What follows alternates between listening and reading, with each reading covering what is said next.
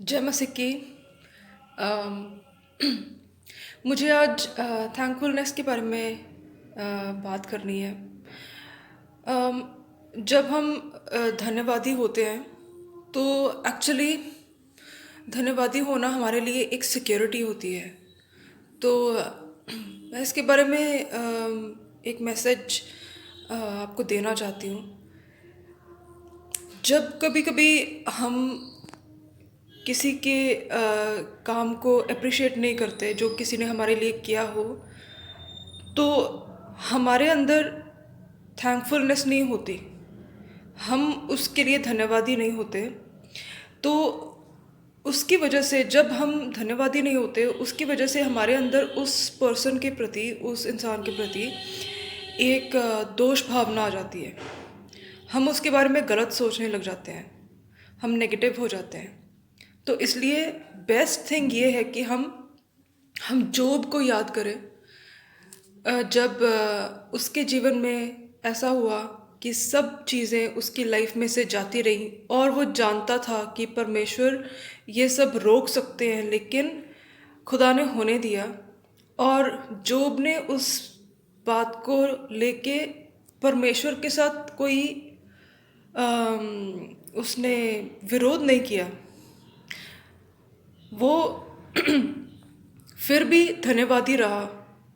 शायद वहाँ पे धन्यवाद वर्ड ना लिखा हो, लेकिन उसने ऐसा कहा, परमेश्वर ने दिया, परमेश्वर ने लिया, परमेश्वर का नाम धन्य हो। तो ये कहीं ना कहीं धन्यवाद ही है।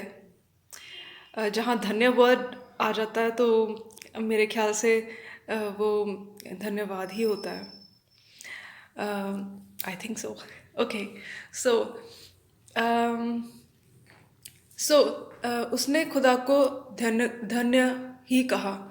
उसने परमेश्वर को महिमा ही दी कि खुदा ने अगर मुझसे ले लिया है तो फिर भी वो खुदा है। सो हमारी लाइफ में जब लोग हमारे साथ कुछ गलत करते हैं, हम हर्ट हो जाते हैं। और मैं एक्चुअली उन लोगों के बारे में बात करना चाहती हूँ जिन लोगों ने हमारे साथ अ, अच्छा व्यवहार किया, लेकिन हमने उनके अच्छे व्यवहार को एक्सेप्ट नहीं किया। हमने उनके अच्छे व्यवहार के लिए उनको धन्यवाद नहीं दिया। ना ही हम अपने दिल के अंदर कोई ग्रैटिट्यूड रखते हैं, कोई उनके प्रति धन्यवाद का कोई फल नहीं रखते कि हम उनके लिए मन में हम ये नहीं सोचते कि हाँ उसने हमारे लिए किया। और मैं इस बात से संतुष्ट हूँ कि उसने मेरे लिए किया। हम उसकी कदर नहीं करते, अपने दिल में उसके लिए अ, उसको रिसीव नहीं करते। तो जब हम अपने दिल में रखते नहीं कि किसी ने हमारे लिए कुछ किया, तो उसकी वजह से हम अ, उसके लिए कभी कभी गलत सोचने लग जाते हैं। उल्टा हम उसके लिए कभी कभी नेगेटिव सोचने लग जाते हैं। तो ऐसा ना हो, इसलिए हमें ध्यान देना चाहिए इस बात के ऊपर कि कहीं ऐसा तो नहीं है कि कोई हमारे लिए कर रहा है और हमें उस चीज़ की वैल्यू ही नहीं है। सो इसके लिए हमें सबसे पहले तो फेथफुल होना चाहिए, लॉयल होना चाहिए। ये फ्रूट जो पवित्र आत्मा की ओर से हमारे अंदर उत्पन्न होता है, ये तब होता है जब हम किसी पर्सन के साथ खड़े रहते हैं बिना किसी लालच के। जैसे फॉर एग्जांपल, आपने कोई नौकरी ज्वाइन की और वहाँ पे आपने देखा कि उस दफ्तर की हालत जो है वो ऐसी है कि उनको आपके सपोर्ट की ज़रूरत है, और आप वहाँ से भागने का सोचते हैं इसलिए कि आपको वहाँ से अच्छी सैलरी नहीं मिलेगी। लेकिन अगर आप उस दफ्तर की वैल्यू को जानते हैं, अगर उनके काम की वैल्यू को आप समझते हैं, तो आप वहाँ पे रुके रहेंगे बिना ये सोचे कि यहाँ से मुझे मिलेगा क्या।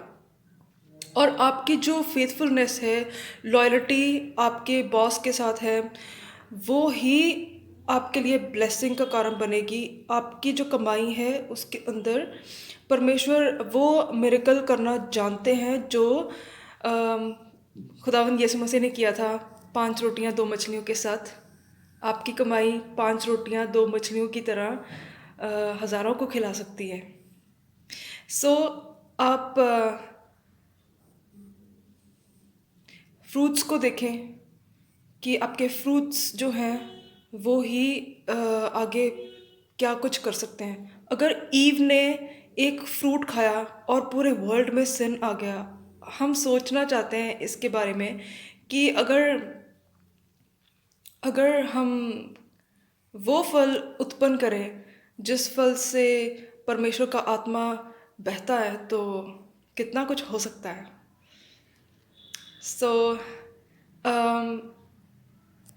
मैं आखिर में एक कीवर्ड शेयर करना चाहती हूँ कि जो थैंकफुलनेस है वो हमारी सिक्योरिटी है।